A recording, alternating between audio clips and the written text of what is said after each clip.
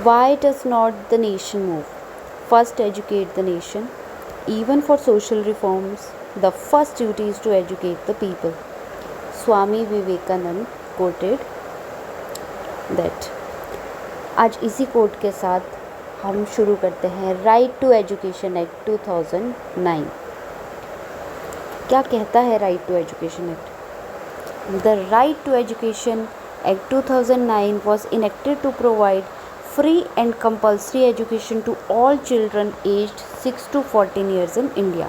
यानी कि 6 से 14 साल के जितने भी बच्चे हैं उनको फ्री एंड कंपल्सरी एजुकेशन जो प्रोवाइड कराई जाए। राइट, ये हमारा एजुकेशन एक्ट कहता है। ये लागू कब हुआ था? 1 अप्रैल 2010 को इसे लागू किया गया था। The act was introduced under Article 21A of the Indian Constitution, right?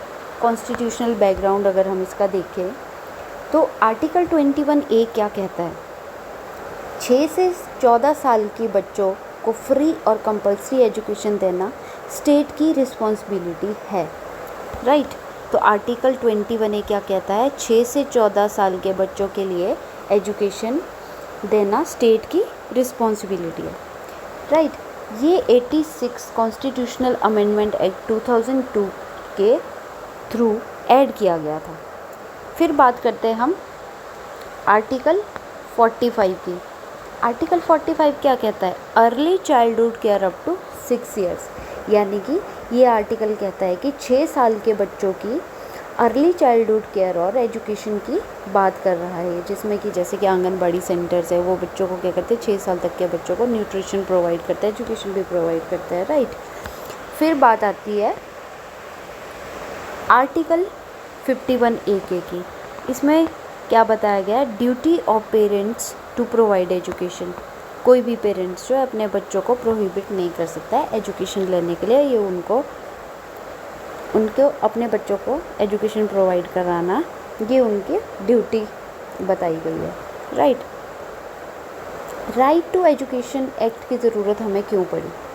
ये सवाल उठता है कि ऐसी क्या ज़रूरत थी कि हमें जो है राइट टू एजुकेशन एक्ट की ज़रूरत पड़ी। देखो, पहले इंडिया में बहुत प्रॉब्लम्स थी।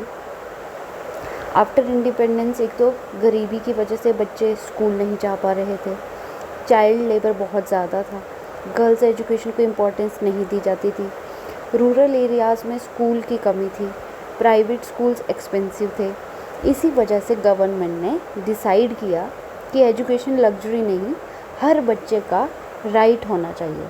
इसीलिए गवर्नमेंट ने 2009 में राइट टू एजुकेशन एक्ट की बात की थी, जिसमें कहा गया था कि 6 से 14 साल तक के बच्चों को फ्री और कंपल्सरी एजुकेशन दी जाएगी, राइट। तो ये बेसिक इसका मेन फीचर ही ये है कि free and compulsory education to all children aged 6 to 14 years.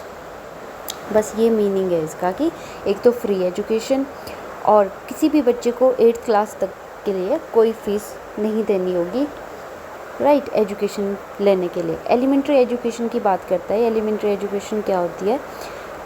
2 parts में डिवाइडेड है ये। फर्स्ट से लेकर 5th तक के बच्चों को प्राइमरी एजुकेशन दी जाती है और 6 to 8 क्लास को हम बोलते हैं अपर प्राइमरी एजुकेशन। तो एलिमेंट्री एजुकेशन आपके 1 से लेकर 8th तक की क्लास को कहा जाता है, यानी कि 1 to 8 तक की क्लासेस को क्या किया जाएगा? फ्री एजुकेशन प्रोवाइड कराई जाएगी, राइट। अब बात करते हैं हम इसकी ऑब्जेक्टिव्स की या फिर फीचर्स की बात करते हैं कि फ़ीचर क्या है हमारी राइट टू एजुकेशन एक्ट के। अब देखो क्या है, पहली बात करता है ये फ्री एंड कंपल्सरी एजुकेशन की। 6 से 14 साल के बच्चों को फ्री एजुकेशन मिलेगी। ये गवर्नमेंट की रिस्पॉन्सिबिलिटी है कि बच्चा स्कूल जाए, राइट। किसी भी बच्चे को फ़ीस पे नहीं करनी होगी, राइट। तो ये है free and compulsory education. Education as a fundamental right.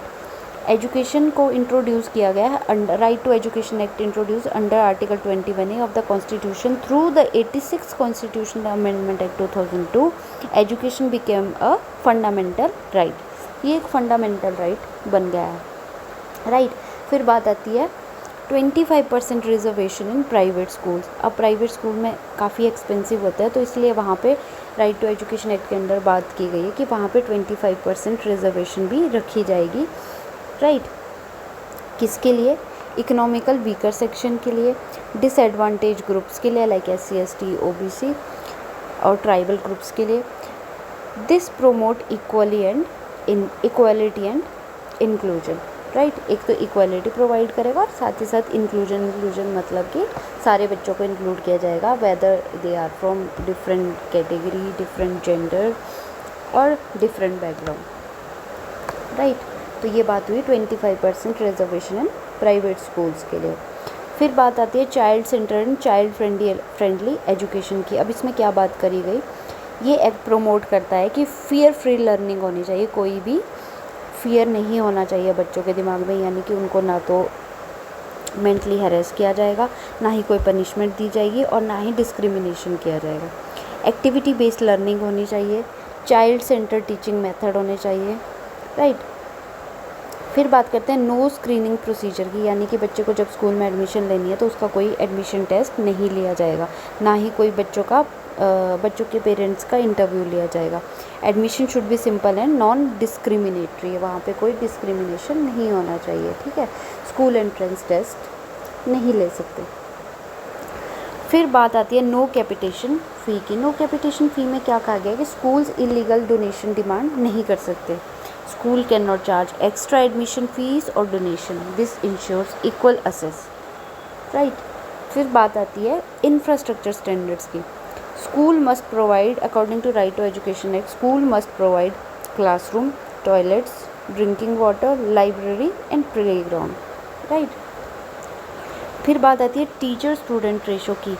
Right to education act में कहा गया है कि अगर आपके पास प्राइमरी लेवल पे 30 स्टूडेंट है तो 30 स्टूडेंट के लिए आपका एक टीचर होना ज़रूरी है, ठीक है। तो ये बोल रहा है कि ये वाला रेशो जो है होना ज़रूरी है। अब बात करते हैं स्कूल मैनेजमेंट कमेटी की। School management committee include parents, teacher, local representative. Function क्या है इसका? स्कूल की डेवलपमेंट कराना, मॉनिटरिंग करना, कम्युनिटी पार्टिसिपेशन। फिर बात आती है इंक्लूसिव एजुकेशन की। इंक्लूसिव एजुकेशन तो हमने पिछली क्लास में पढ़ा ही है कि equal education opportunities for all girls, SC STs children, rural children for disadvantage group, right.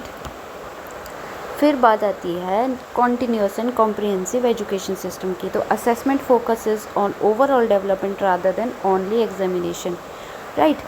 Overall assessment होनी चाहिए बच्चे के, जो करिकुलर प्लस को करिकुलर एक्टिविटीज़ इंक्लूडेड होने चाहिए, ठीक है। इसलिए राइट टू एजुकेशन एक्ट की इम्पोर्टेंस हो जाती है। क्यों?